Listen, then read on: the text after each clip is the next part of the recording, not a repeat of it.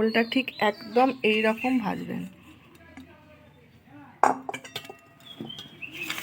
খোলের কালারটা দেখুন।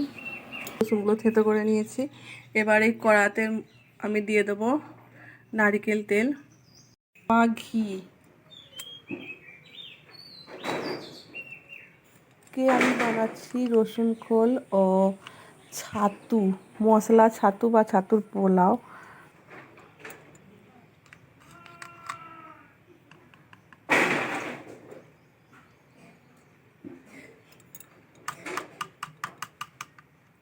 এবার দিয়ে দেবো এর মধ্যে রসুন কুচিগুলো। আমাদের ইউটিউবের ভিডিও দেখে কলকাতার সল্টলেক থেকে এক দাদা ভাই আমাদের থেকে কিছু জিনিস কিনবেন বলে অর্ডার করেছেন, তাই আমরা প্রস্তুতি নিচ্ছি। তার যে জিনিসগুলো প্রয়োজন সেগুলো আমরা বানিয়ে নিচ্ছি। খুব সুন্দর একটা স্মেল বেরোচ্ছে, খুব সুন্দর ঘিয়েতে এবং নারকেল তেলে রসুনগুলো ভাজা হচ্ছে, গন্ধটা দারুণ বেরিয়েছে। এই স্টেজে আমি কিন্তু এবার খোলগুলো ঢেলে দেবো।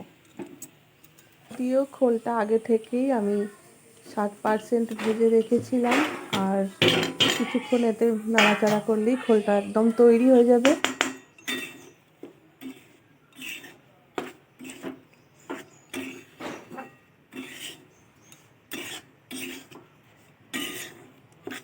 ব্যাস, বাকিটা আমি এতে ভেজে নেব, তাহলেই কমপ্লিট। আর নামানোর আগে আমাদের ওই 5 রকম মশলা যে আমরা গুঁড়িয়ে রেখেছি ওই মশলাটা ছড়িয়ে দেব। ব্যাস, তাহলেই কমপ্লিট আমাদের স্পেশাল রসুন খোল।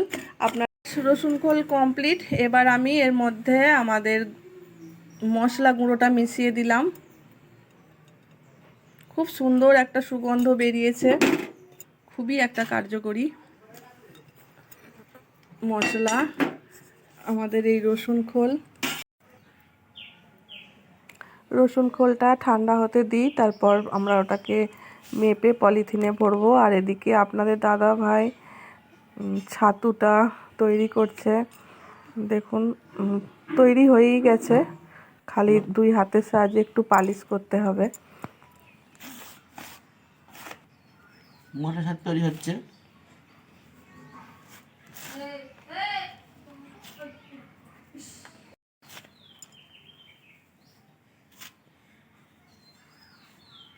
কি কি রেডি করেছি দেখুন, আপনাদের দেখিয়ে দিচ্ছি। মশলা ছাতু, রসুন খোল, আর নারকেল দুধের ল্যাপিং, নারকেল পচা এবং নারকেল খোল।